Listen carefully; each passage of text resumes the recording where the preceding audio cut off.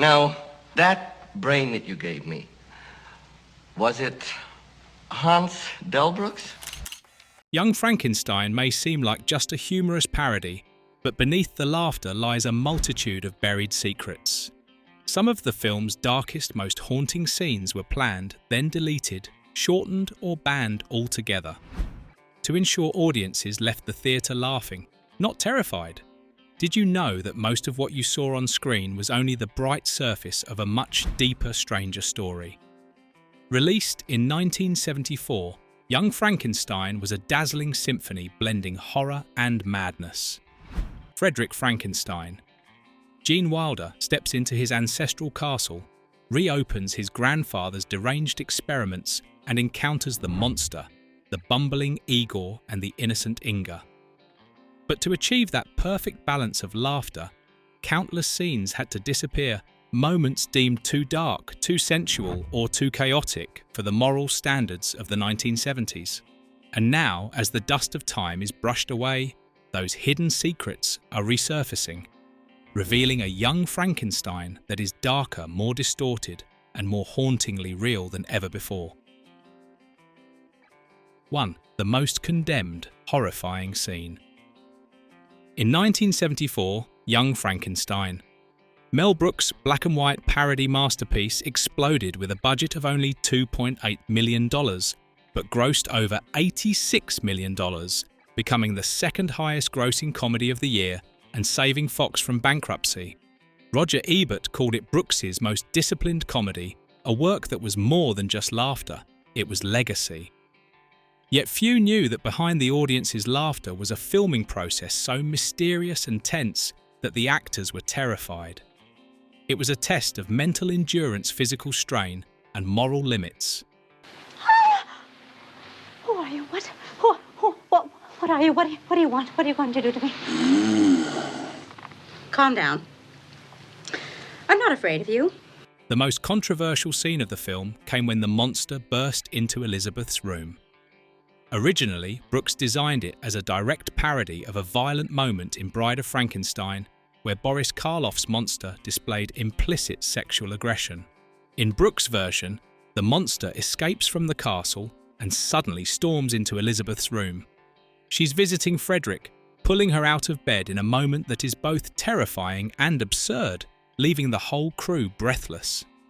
The dark lighting, amplified screams, and heavy breathing were heightened. Boyle growled and acted with aggressive gestures. The comedic peak came when Elizabeth, after realizing the monster's enormous size, reacted in an absurd reversal, turning fear into an operatic farce. It was a twisted parody of old romantic tropes where the supposed victim becomes a lustful bride, funny yet deeply controversial. However, from a modern lens, especially in the post-#Me Too era, the scene has been fiercely criticized for normalizing sexual violence through humor. Critics have labeled it rape comedy, emphasizing that Elizabeth's being dragged from the bed and pinned down cannot simply be erased by a later punchline. The behind-the-scenes filming was also extremely tense. The scene took ages to shoot. Peter Boyle, then 39, and newly sober, endured 5 hours of makeup each day and 6-inch platform boots that towered over Khan. Boyle ad-libbed extra growls and aggressive moves, forcing the crew into total silence. Madeline Kahn hesitated, but improvised the woof to lighten the mood. The scene almost got cut entirely after mixed test screening feedback. Some laughed, but many parents protested its vulgarity. Brooks ultimately kept it to preserve the film's peak of parody, softening it with situational humor to balance the horror comedy tone that defines Young Frankenstein. That's why the 1974 test screenings became Hollywood's secret graveyard, where audiences unknowingly decided the fate of countless scenes, funny, bizarre, even beautiful, that were buried forever, living only in the memories of the cast and crew. 2. The deleted scene of Frederick sneaking into Inga's room.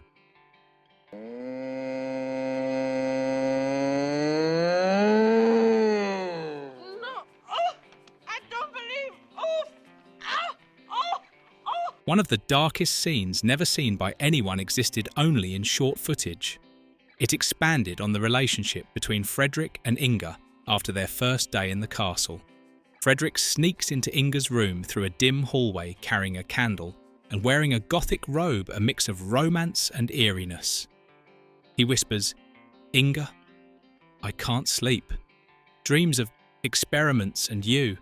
Inga, brushing her hair by the bed, is surprised but pleased, inviting Frederick to sit. Their conversation turns intimate and playful as Frederick awkwardly flirts through science like lightning striking the heart, leading to a clumsy kiss. Teri Garr ad-libbed, "Oh doctor, you're so electric," a moment both funny and romantic horror parody. An unexpected knock from Igor forces Frederick to hide under the bed, ending the scene with Brooks's trademark awkward comedy rhythm. However, the scene was completely cut, not merely for its sensuality or pacing. In the early 1970s, American and European audiences remained conservative about portrayals of male-female interactions in comedies. The image of a man sneaking into a woman's private room, even for romance, was seen as crossing social lines, possibly offensive or inappropriate. Producers knew that even in parody or horror comedy, audiences still wanted relationships to stay within moral boundaries, with intimacy kept modest and socially proper. Moreover, the physical closeness, Frederick whispering sitting beside Inga and sharing a kiss, felt too bold for early 70s viewers. What seems amusingly innocent today was then too forward. Audiences preferred light, restrained romance that didn't slow pacing or challenge norms. Thus, the nighttime Frederick-Inga scene became a moral boundary breach, leading Brooks and Wilder to remove it to avoid rating troubles and backlash. 3. The reading of the will. There was a time when the name Frankenstein... One of the opening sequences, a buried memory lost beneath theatrical cuts, was a gothic tableau of family secrets and echoes of the past unseen by theatre audiences, existing only in drafts and forgotten footage. In a dim gothic chamber lit by flickering candles, the Frankenstein relatives, Heinrich Agatha, Helena, Wolfgang Marlene, and daughter Anastasia stand anxiously around a phonograph box relic of Baron Beaufort von Frankenstein. The air is thick with anticipation. Arguments erupt in both German and English, every word heavy with greed and resentment. We've waited 70 years. What's 3 more seconds? What if Uncle left her out of the will? The record spins, the needle scratches, and Baron Beaufort's solemn voice fills the room. The Beaufort von Frankenstein. In the 83rd year of my life, declare this my final will to be read on my 100th birthday. He divides the estate equally, but sharply condemns his son Victor for bringing disgrace upon the family through mad experiments. Then, the dramatic twist. Unless my grandson Frederick pursues medicine and gains renown, then I leave everything to him. The record crackles with interference, prompting an ad-lib laugh. The path to salvation. Up yours. Shock fills the room. Relatives gasp as they learn Frederick is the 5th leading brain specialist. Exclamations of, "Oh shit!" burst amid chaotic German chatter. The lawyer Cornelius Waldman coldly asserts, "The law is the law," and sends Herr Falkstein to America to inform Frederick. The scene ends in comic uproar, clarifying the Frankenstein genealogy, Baron Beaufort as great-grandfather Victor as grandfather, fixing a continuity error absent in the final cut. It was deleted mainly for length. The 7-minute sequence slowed the film's opening pace. Brooks wanted the story to dive straight into the manic comedy, not family disputes. Still, the scene remains on DVD as an Easter egg honouring the Frankenstein family's blend of tragedy and absurdity. 4. Street Violinist. This scene existed only in Gene Wilder's first draft, 4 pages long, never fully filmed. On DVD or Blu-ray, only 2 minutes of footage survive. It takes place at night on the streets of Transylvania after Frederick and Herr Falkenstein leave the will reading. They walk through dim streets, hearing a strange, hauntingly familiar melody, eerie Transylvanian. Lullaby, the leitmotif composed by John Morris. An old ragged violinist plays beneath a streetlight. Frederick stops, entranced, touched by echoes of childhood and family heritage. "You're playing my family's lullaby. How do you know it?" he asks. The violinist tells a story funny yet eerie about ghosts of the night inspiring his tune. But Herr Falkenstein, anxious about missing the train, angrily smashes the violin in two. In a moment of dark comedy, the old violinist takes the two halves open-mouthed. Frederick, guilty, picks up the pieces as the melody fades, foreshadowing Frau Blucher's violin motif later. This scene was cut because it blurred the line between actor and character. The expressions and awkward mannerisms resembled the actor's real self, too closely threatening to break the illusion of parody. Brooks and Wilder feared viewers would see the actor, not the character, weakening the film's rhythm and comic mask. Thus, it was omitted to preserve the exaggerated theatrical tone of every role. The scene was originally written to honour the Frankenstein score, blending mystery and humour, but it was too long for the final version. 5. Frederick tries to be romantic. Be my guest? Tell me exactly how fast is the speed of light? This deleted moment of romance between Frederick and Inga takes place right after they arrive at the castle and explore the laboratory. The missing footage, about 1 minute 50 seconds long, carries a candlelit, intimate atmosphere with a touch of classic romantic parody. Though unseen in theatres, it reveals another side of Frederick, naive, awkward and earnestly trying to flirt in his own peculiar way. Trying to hide his nervousness while impressing Inga. Frederick stammers through scientific facts. Inga, did you know that light travels faster than sound? Or is it sound faster than light? No, wait. Light is 186,000 miles per second. And sound is, slower, like thunder after lightning. He then tries to connect science to love, like how your heart moves. Me faster than light, Inga giggles at his awkwardness. Wilder ad-libs. Further nonsense, light travels faster than sound. No, wait, that's why you see lightning before you hear thunder. Or is it the other way around? The scene ends with a clumsy kiss, Frederick's innocence contrasting with Inga's quiet sophistication. It's both funny and tender, reinforcing the film's theme of science versus love. It was cut because its tone no longer fit the era's comedic expectations. The slow, sweet humour felt outdated in the mid-70s when audiences favoured faster pacing and bolder parody like the huge Schwanstucker scene. Though AV Club later praised its subtle wit and emotional depth, Brooks removed it to maintain the film's manic rhythm and signature madcap energy. Keeping it would have slowed the pace and softened the wild edge Brooks wanted.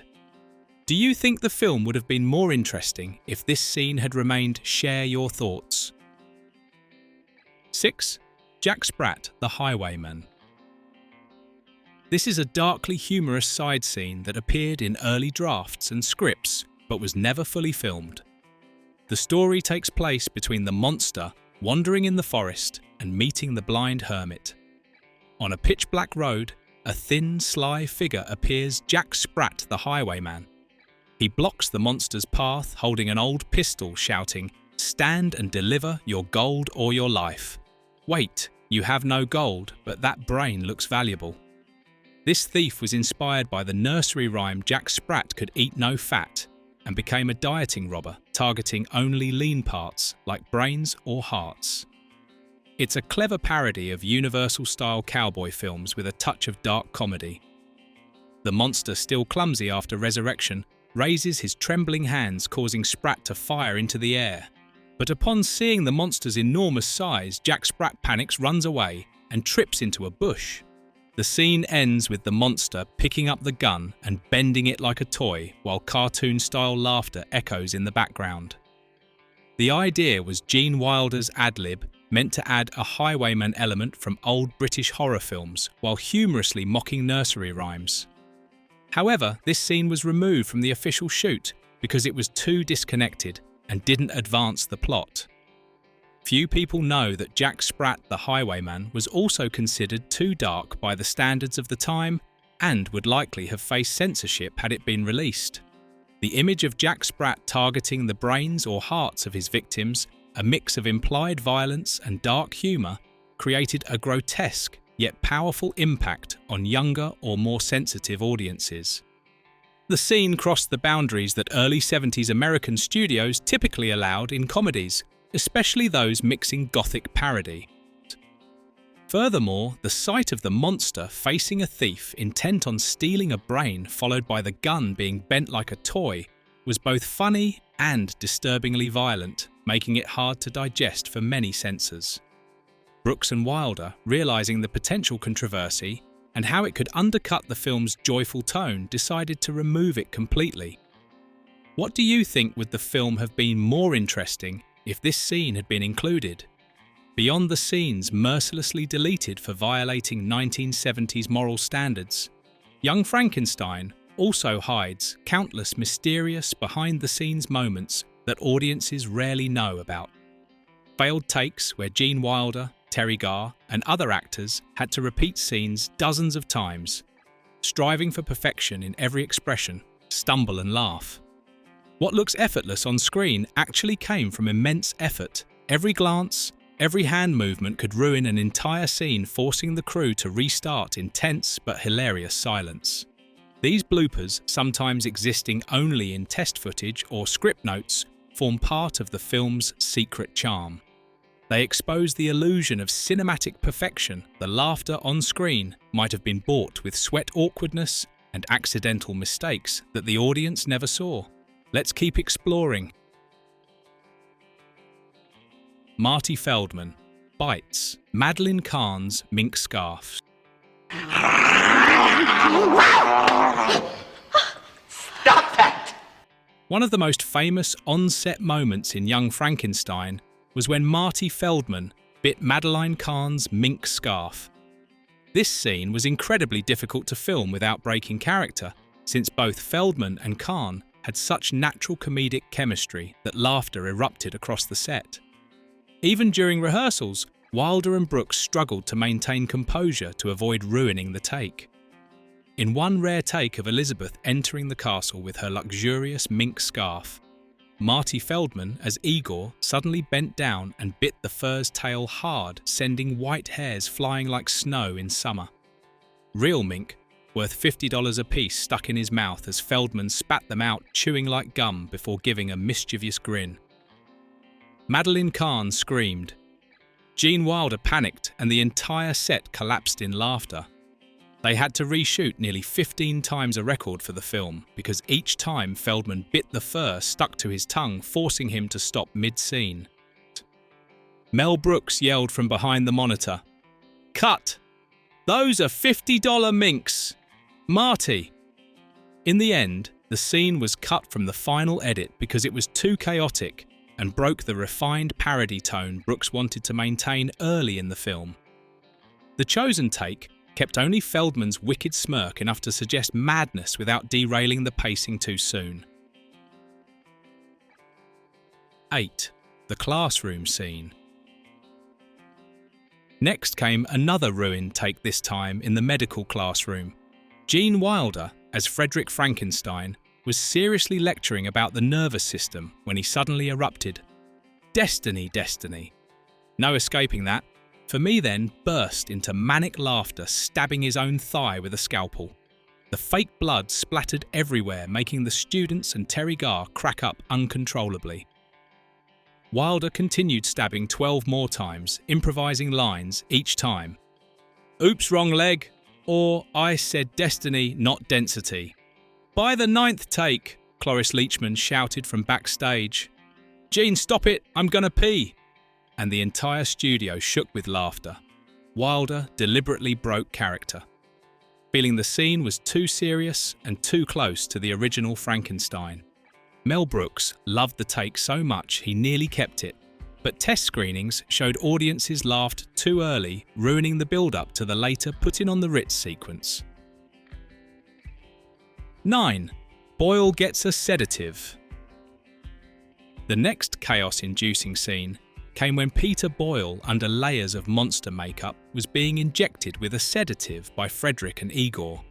As the fake needle touched his neck, Boyle began laughing thunderously, the sound booming through his mask. Gene Wilder collapsed onto the floor while Marty Feldman ran around shouting, "It's alive!" with laughter. Boyle couldn't handle even the fake needle touching his neck, made worse by his past as a Jesuit monk, making him hypersensitive to simulated pain. By the 5th take, Boyle started singing "Putting on the Ritz" early during the injection, leading the whole crew to dance along. The laughter forced Mel Brooks to halt filming for 20 minutes so everyone could recover. Though hilarious, the moment completely broke the tension needed before the monster's rebellion. Brooks kept only one take where Boyle growled instead of laughed. 10. Cloris Leachman covers her mouth when the horses neigh. Frau Blücher. Another scene requiring multiple retakes was when every time someone shouted "Frau Blücher horses" neighed loudly as a ghostly effect, adding both fear and comedy. But in the first take, Cloris Leachman, playing Frau Blücher, burst out laughing and had to cover her mouth. Her laughter echoed through the mic, stunning the crew into silence before they all broke down laughing. Leachman hadn't been told the horse neigh sound was Brooks' spontaneous idea. In later takes, she overacted, pretending to be terrified, but ultimately laughed so hard she had to run off set. Brooks kept a brief glimpse of her smiling face in the outtakes, a secret behind-the-scenes Easter egg. 11. The forest chase scene. During the forest chase, Inspector Kemp's fake arm suddenly switched from right to left between shots. In one take, Kenneth Mars noticed the mistake, shouted, "My arm! It's possessed," and threw the fake limb at Marty Feldman. Feldman placed it on his head and danced like a mini monster, creating a moment both absurd and chaotic. It became a classic blooper, with Mars improvising that the arm had a mind of its own, chasing Igor and hitting him with itself. Mel Brooks filmed the slow-motion replay just to capture the joyous madness on set. The improvised sequence was long and chaotic, ultimately cut for pacing, but it survives in the legendary 10-minute blooper reel on YouTube, where the cast can be seen laughing so hard they could barely stand, embodying the wild, hilarious spirit of Young Frankenstein. The deleted scenes from Young Frankenstein reveal a completely different side of the film, where Gene Wilder and Mel Brooks experimented with strange, funny, and sometimes dark ideas while still honouring classic cinema. From awkward kisses and ghostly violins to the highwayman Jack Sprat, each scene exposes layers of creativity and depth the theatrical cut couldn't contain. Have you ever wondered if these scenes had been kept, would Young Frankenstein have remained its manic masterpiece, or become something more romantic and strange? Share your thoughts in the comments below. Thank you for watching and exploring the unseen corners of this classic film. If you love deep dives into deleted scenes, behind-the-scenes secrets, and hidden Easter eggs, don't forget to subscribe and turn on notifications so you never miss a video. Is there a particular scene you'd like restored or analysed in more detail? Leave your thoughts below, we'd love to hear from you.